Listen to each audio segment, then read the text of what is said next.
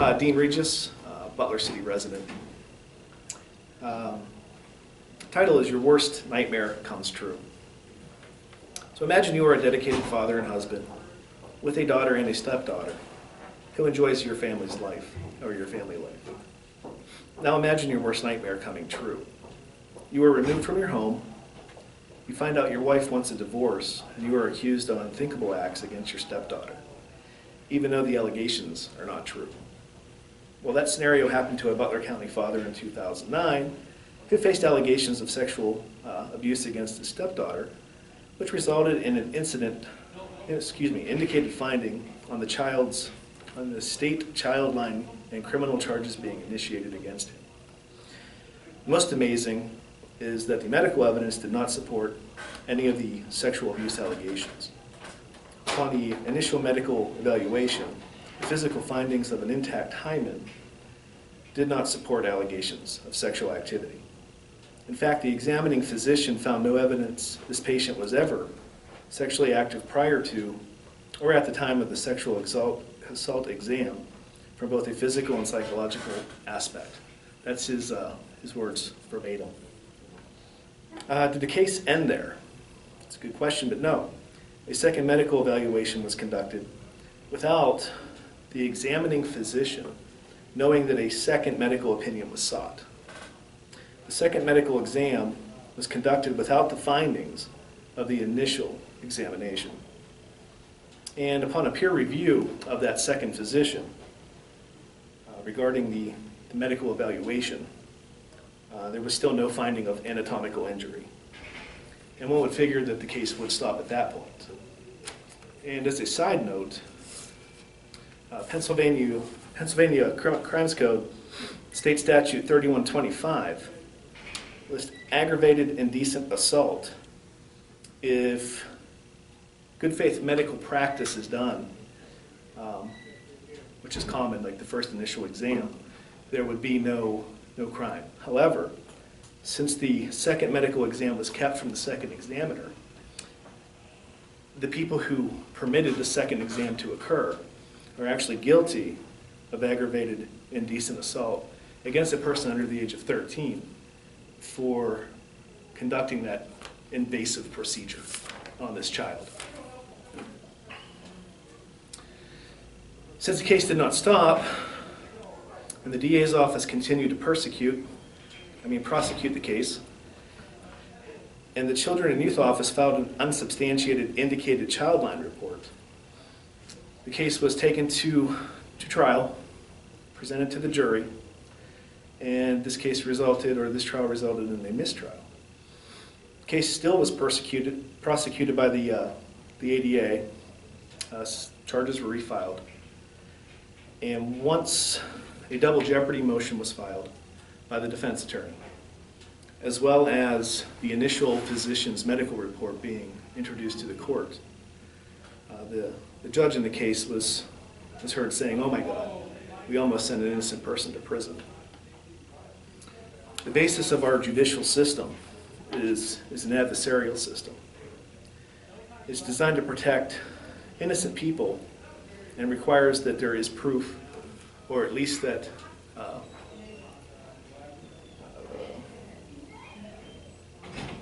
there's a reasonable doubt, a non-reasonable doubt to establish guilt. In this case, there was not only a reasonable doubt, there was actually exculpatory physical evidence. The medical evidence in the CYS case was clear and convincing that the allegations were false and unfounded. Wrongful sexual allegations and charges have long-term effects and consequences for the innocent people and their family members, especially on the parent-child relationship that never seems to repair itself once the allegations are made, criminal charges are filed. And in closing, I'd like to say that the person that these allegations were made against and the person and people affected are my family, because the allegations were made against myself. Dean Reges, Butler. Robert Reges, City of Butler. Chairman McCarrier, Commissioners Pinkerton and Eckstein. Thank you for the opportunity to address the Board of Commissioners in this public meeting. It is a sworn duty of legislators at all levels of government, even county commissioners, to protect and defend the Constitution. By doing so, legislators help to instill the people's public trust in their government. When the people sense that you can no longer trust their public officials, then the people lose public trust in their government, and it is this loss of public trust that leads to anarchy. Gentlemen, as elected officials, you have a duty to the people of Butler to not ignore citizens' complaint just because you are trying to protect the people involved in the complaint, or because you are uncomfortable with the subject matter. In May of this year, I filed a CYS oversight complaint with the commissioners through Commissioner Eckstein. The oversight complaint centers on the behaviors and the actions of caseworker Jodi Miller and ADA Richard Bosco in their collusion in 2009 to validate an allegation of sexual assault against my brother Dean and society in general. While Commissioner Eckstein exercised his duty as county commissioner and has taken unilateral actions to resolve the complaint, Commissioners McCarrier and Pinkerton, you have completely ignored the oversight complaint. Why? The facts clearly demonstrate that the allegation was made and that caseworker Miller and ADA Bosco did everything within their powers to substantiate the allegations, even if it meant ignoring exculpatory medical evidence and paying a child advocate to perjure her testimony. They even continued their witch hunt when there was zero evidence found at any one of 3 alleged crime scenes, or when the medical evidence supported that the child was lying. They moved forward with supporting their belief that Dean was guilty. Before you stop me from mentioning the DA's office or ADA Bosco's name, let me point out to the board that in all criminal investigations, it is a prosecutor who controls the criminal investigation. In a criminal case, no one does anything without the prosecutor's approval. This case was a criminal case from the moment that the allegation was made, and ADA Richard Bosco was the prosecutor.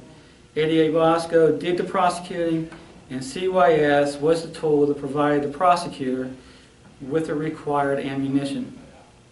The considerations of Dean's innocence was never an option for them to consider. Caseworker Miller and ADA Bosco contemptible pursuit to find Dean guilty of the allegations at all costs clouded their professional morals. Their biases toward finding guilt interfered with their duty to seek the truth. Their commitment to prosecute at all costs forced them to exercise their rational judgment and to abandon their common sense, forcing them to conduct a tainted investigation in seeking the truth. If caseworker Miller and ADA Bosco were interested in seeking the truth, they would have let the evidence guide them to their conclusions instead of having their conclusions validated by a paid child advocate. If caseworker Miller and ADA Bosco were concerned about seeking the truth, they would have realized that the roots of the incident actually started in 2007. In 2007, Dean was protecting his stepdaughter, the child accuser, against one of her mother's mental abuse attacks. At this time, the wife, Pam, recognized that Dean had to go and threatened Dean that if they ever divorced, she would strike first and guaranteed Dean that he would never have the 2 most important things in his life: his daughter and his guns. They would have determined that in 2008, Pam launched a plan to carry out that threat against Dean by creating movie night and by convincing Dean to have a vasectomy that he really didn't need. Then in 2009, Pam solicited the aid of CYS and DA's office through the false allegations of sexual assault on her daughter to carry out her threat against Dean. If DA Goldinger and Director Ainsworth had promoted a culture of professional ethics, then ADA Bosco and caseworker Miller would never have deviated from their duty to seek the truth. Prosecuting Dean would have been a derivative of evidence indicating guilt and not derived from paid testimony. In 2012, I directly engaged CYS Director Joyce Ainsworth with a written complaint in an attempt to correct an injustice when, based on the evidence, caseworker Jodi Miller falsified a form CY-48 in apparent collusion with ADA Bosco to prosecute my brother Dean Reges with false allegations, rape of a child. The falsification of CY-48 occurred when caseworker Jodi Miller totally ignored Butler County sexual assault protocols, completely ignored the results of a sexual assault exam performed by Dr. Mitchell of Butler Memorial Hospital on June 5, 2009, and then personally called and made another initial sexual assault exam with Dr. Janet Squires at PCH, Chief Child Advocacy Center, for June 15, 2009. Dr. Squires was paid $1,330 by Butler County at the request of ADA Bosco for her non-medical opinion. It was this non-medical opinion and not the results of Dr. Mitchell's exam that was used in the CY-48 to justify the child allegations. Even though Dr. Mitchell's results, performed within days of the last alleged sexual encounter, demonstrated completely intact hymen with zero signs of soft tissue trauma, and even though there was zero evidence at any one of 3 alleged crime scenes, and even though the child at the time, during this period of alleged sexual abuse, was in therapy with Miss Jackie McKee for lying, stealing, cheating, and forgery, they marked on the form indicated. Actually, throughout the whole CYS case file and the criminal case, Dr. Mitchell's report or results is not mentioned a single time. As for CPS investigation, caseworker Jodi Miller, this stress, marginal parental skills, and vulnerability of child as the 3 factors supporting her belief that the child allegations were true. Unfortunately for caseworker Miller, there is zero proof to support these factors. Dean and his wife were both employed in good-paying jobs and money was not an issue. In 2009, Dean had been Allie's stepfather for 5 years and his biological daughter was 4 years old. During these 5 years of marriage, Dean was actually protecting his stepdaughter, Allie, from her mother's psychological and emotional abuse. Allie's mother hated Allie's father so much that Pam did everything possible to make Allie hate her own biological father. There are many indicators that the allegations were false. Indicators such as no physical evidence at any one of 3 crime scenes, 2 negative sexual assault exams, but the ultimate evidence may have come in December 2009 when the decision was made to drop the child accuser from the final PFA determination. Even though Dean was never accused of abusing his biological daughter, Dean continues to suffer severe consequences of the false allegations. The allegations drove supervised visitation under the terms of the temporary PFA. Over 5 years later, Dean is still in supervised visitation. Over the last 5 years,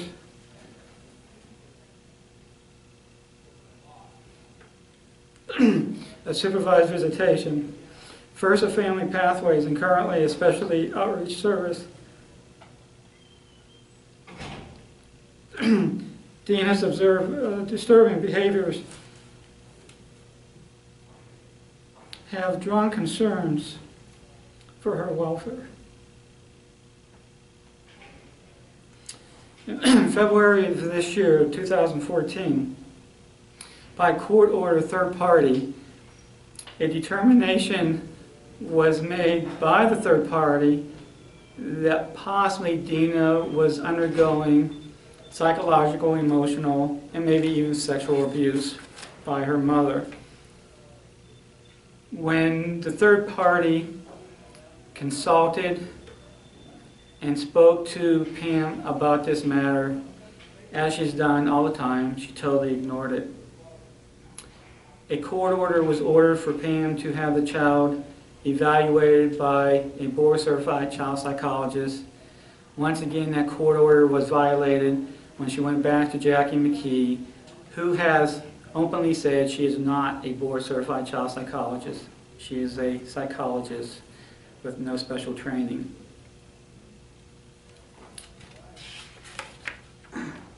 In March of 2014, I took Mr. Crossley's report and forwarded it to Deputy Director CYS, Mr. Charlie Johns. Director Ainsworth personally emailed me to say they accepted the referral and would investigate. CYS's total investigation encompassed Mr. Johns talking with Dean and Mr. Johns talking with CYS director. CYS violated Pennsylvania's statute by not entering the referral into Childline and by not putting their eyes on the child within 24 hours of receiving the referral. Additionally, it is extremely alarming that after Mr. Johns spoke to SOS director, Mr. Crowsley no longer is employed by SOS. In fact, he currently is working as an unarmed security guard. In case you haven't grasped the sharp contrast between Allie's situation and Dina's situation, I'll restate it for you. In Allie's situation, Allie was in therapy for lying, stealing, cheating, and forgery. Pam wanted Allie to break off all contact with her father, Rick.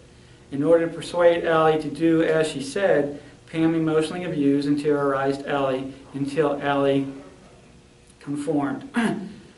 We know Allie conformed because in her testimony during the trial, she testified that on June 5th, one day after Dean was ejected from his home, Allie broke off all contact with her father, Rick. Pam won. All the facts and evidence in the sexual assault allegation supports the child was lying, so CYS ignored the evidence and paid a child advocate to support the child's allegation. Dean was removed from his home on June 4, 2009, and Allie testified, once again, that she broke off all communications with her father on June 5, 2009. Is this a mere coincidence? In Dina's situation, there's more than enough suspicion that child abuse is occurring, physical and or emotional, and a court-ordered, non-biased third party even raises concerns again. CYS refuses to investigate. In Allie's situation, the stepfather, Dean, and her mother, Pam, were both living in the house, and in Dina's case, the mother is the physical custodial parent, while the father has been in supervised visitation, once again, for over 5 years. The single common denominator is the mother, Pam. There are several unconscionable acts associated with this case. It is unconscionable that a woman would use her child as a pawn, or that CYS caseworkers would falsify a form, or that a prosecutor would tell a child it is okay to lie, or that a father has been denied the right to protect his own daughter's welfare, or that elected officials would refuse to investigate a complaint of unethical acts by county employees. It is also unconscionable that Director Ainsworth would be considered for a promotion to Human Services Director before the elements of my oversight complaint are rectified. But what is really unconscionable is these things really occurred, and no one but Commissioner Eckstein seems to care. The people mentioned in this complaint are all Butler County employees, subject to discipline by the county, by this board. It is not too late for this board to obey their oath of office and to perform the members' sworn duties. All you have to do is care more about the injured parties than you care about protecting your friends. Thank you.